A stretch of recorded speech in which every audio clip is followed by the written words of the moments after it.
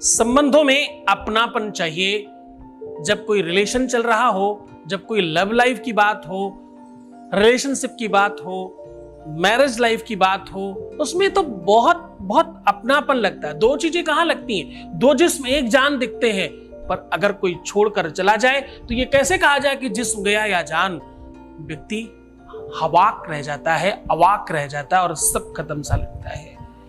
जीवन अगर तुम्हारा शून्य हो गया है उनके बगैर, ध्यान से रखिए, ध्यान समझिएगा, तुम्हारा अगर सच्चा प्यार है तो ही आज का दिन आपके लिए है। अगर तुम सच्चे प्यार में हो और अपने रिलेशन को आज के आज बताना चाहते हो, आज के आज बचाना चाहते हो, ठीक रखना चाहते हो, हर हाल में उसे पाना चाहते हो, तो शाम को ये करके देखो, फिर देखना चमत्कार।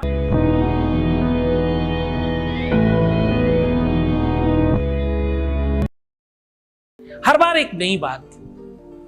रिश्तों के अलग अलग रूप, अलग अलग रंग पर अलग अलग उपाय, अलग अलग सॉल्यूशंस दिए हैं आज तक हमने। आज हम फिर कह रहे हैं, दिल का दर्द अगर बयान नहीं कर पा रहे हैं, रोने से नहीं प्रयत्न करने से काम होगा।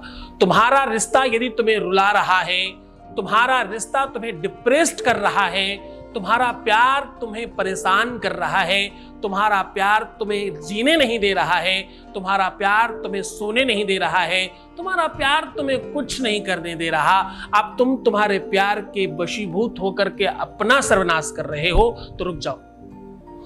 आज शाम को ये कर लेना, उसके बाद खुशहाल जिंदगी होगी, उसके बाद वो गुलाम होगा, तुम्हारी मर्जी चलेगी, उसके बाद जो तुम चाहोगे वो होगा, जैसे तुम चाहते हो वैसी क्रियाएं बनेंगी।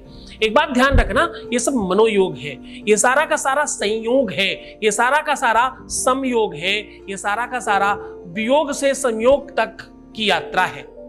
वियोग कहते हैं मन मस्तिष्क में विकारों की अनुभूति को, ध्यान से समझिएगा। वियोग कहते हैं मन मस्तिष्क के विकारों की अभिव्यक्ति को, और संयोग कहते हैं आंतरिक हृदय में किसी की उपस्थिति को। जब कोई आपके अंदर रहता है तो वो 100% आपके साथ और आपके अंदर बाहर दोनों रहता है, और ये क्रम टूट जाए अगर, तो बहुत बुरा होता है। ध्यान से समझिए कि ये संयोग और वियोग के बीच में एक इंसान फंस जाता है। इस संयोग और वियोग के बीच में जो फंस गया, उसका जीवन नरकतुल्य हो जाता है, शब्दों में बयान किया नहीं जा सकता। असित गिर समम स्यात् कज्जलम सिंधु पात्रे सुरुतर वर शाखा लेखनी पत्र मुर्वी लिखत यदि गृहीत्वा शारदा सर्वकालम तदपित गुणानाम ईश पारम नयाति। साहब, बयान करना मुश्किल है, शब्दों में व्यक्त करना मुश्किल है, अपने आप को इस बारे में बता पाना कि कितना कष्ट होता है और क्या पीड़ा महसूस होती है, ये बयान नहीं किया जा सकता। ये वो महसूस कर सकता है जो रो रहा है उधर, ये वो महसूस कर सकता है जो बिलख रहा है और तड़फ रहा है, सर्वस्व नष्ट हो जाए और प्यार मिल जाए। हम बात उन लोगों की कर रहे हैं आज विवशता को, जो विवश हो चुके हैं, जिनके हाथ से सब छूट चुका है, जो ऑलमोस्ट हार मान चुके हैं, आज बात उनकी कर रहे हैं। आज हम उनकी बात कर रहे हैं जिनके हाथ से रेत की तरह सब छूट चुका है। आज हम बात उनकी कर रहे हैं जो अब इस बात के लिए भी तैयार नहीं है कि कुछ ठीक हो सकता है। सहजता जब असहज हो जाए, पीड़ा दर्द नासूर बन जाए, जब दर्द चीख बनकर बाहर निकल आए, तो वो शायद वेदना का सर्वोच्च और सर्वोत्कृष्ट स्थान और सबसे बड़ी अभिव्यक्ति है। जीवन में कहते हैं कि मां बनते समय सबसे बड़ा दुख होता है। हाँ, पर मैं आपको बताऊं, मुझे लगता है कि इसमें एक बात और ऐड ऑन करनी चाहिए। उससे भी ज्यादा पीड़ा होती है जब कोई छोड़कर चला जाता है, उससे भी अधिक पीड़ा होती है जब सब कुछ करने के बाद हम अपने प्यार को पा नहीं पा रहे होते। ये बिल्कुल उस प्रकार से है कि पानी है और पीने को नहीं मिल रहा।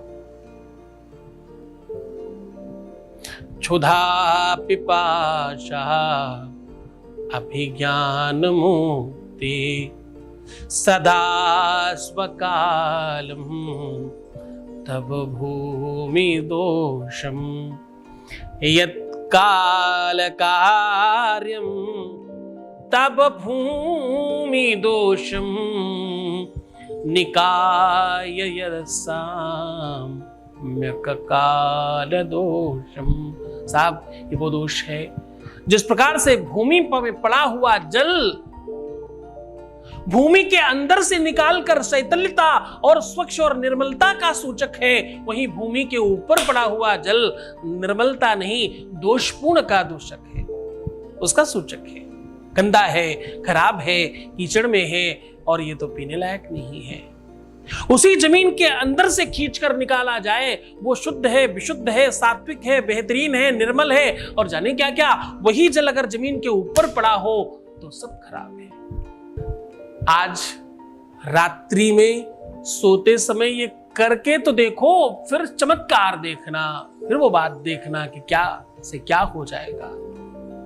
आपको करना कुछ खास नहीं, एक नींबू लीजिएगा, बिल्कुल साफ सुथरा पीला और दागदार नहीं होना चाहिए, और इस नींबू में 7 छेद कर दीजिए आर पार एक सुई के साथ।